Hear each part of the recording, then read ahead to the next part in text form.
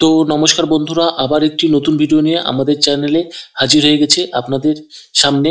তো আজকে আমরা এই ভিডিওটিতে দেখব যে আপনারা ওয়েস্ট বেঙ্গল সরকারের তরফ থেকে যেনারা যুবশ্রী ভাতা পাচ্ছেন তাদের 6 মাস অন্তর অন্তর আপনাদের একটি অ্যানেক্সার থ্রি বলে একটি ফর্ম রয়েছে, সেই ফর্মটি সাবমিট করতে হয়।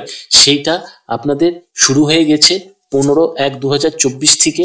আপনারা যেনারা যুবশ্রী ভাতা পাচ্ছেন বা বেকার ভাতা বলুন না কেন, তো আপনারা তারা জানেন যে আপনাদের 6 মাস পর পর অ্যানেক্সার 3 সাবমিট করতে হয়।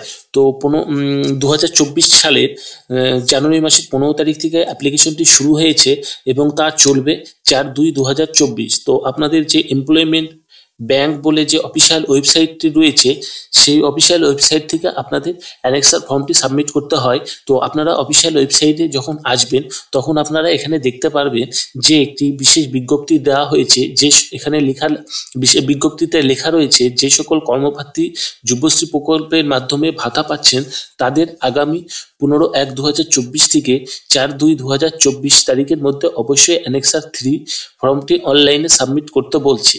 তো আপনারা যেনারা এই ভাতাটি পাচ্ছেন, তো তেনারা অবশ্যই অ্যানেক্সার ফর্মটি সাবমিট করবেন, না হলে আপনাদের ভাতাটা কিন্তু বন্ধ হয়ে যাবে। তো আপনারা কোথায় থেকে সাবমিট করবেন? আপনারা চাইলে মোবাইল থেকেও সাবমিট করতে পারেন। তো না, যেনারা মোবাইল থেকে করতে পারেন না, তো তেনাদেরকে বলছি, এখানে লেখা রয়েছে এই বিষয়ে তারা নিকটতম এমপ্লয়মেন্ট এক্সচেঞ্জে, অর্থাৎ আপনাদেরকে এমপ্লয়মেন্ট এক্সচেঞ্জে যেতে হবে না।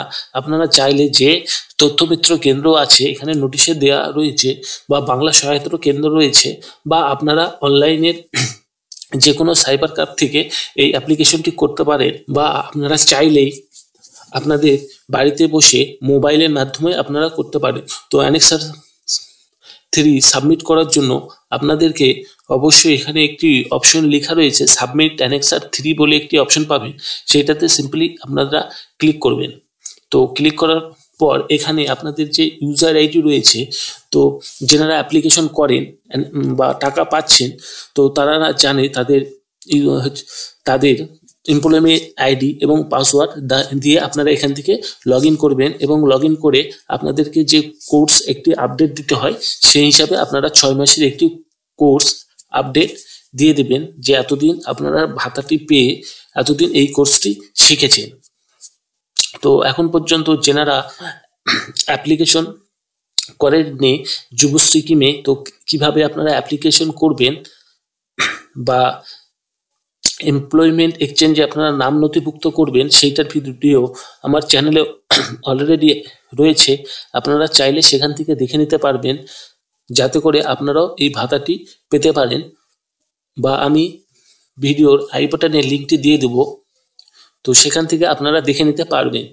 তো অবশ্যই যেনারা ভাতা পাচ্ছেন, বেকার ভাতা পাচ্ছেন বা যুবশ্রী ভাতা পাচ্ছেন, তেনারা অবশ্যই অ্যানেক্সার ফর্মটি জমা করবেন, না হলে আপনাদের যে 1500 টাকা করে মাসিক ভাতা দেওয়া হয় সেটা দেয়া কিন্তু বন্ধ হয়ে যাবে।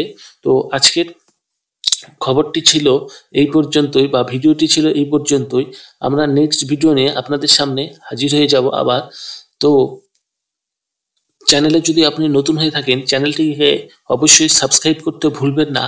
আর ভিডিওটি দেখে ভালো লেগে থাকলে অবশ্যই ভিডিওতে একটি লাইক করবেন, কারণ আমরা এই ধরনের ভিডিও আমাদের এই চ্যানেলে ডেলি নিয়ে এসে থাকি। তো আমরা নেক্সট ভিডিও নিয়ে আবার আপনাদের সামনে হাজির হব। ধন্যবাদ।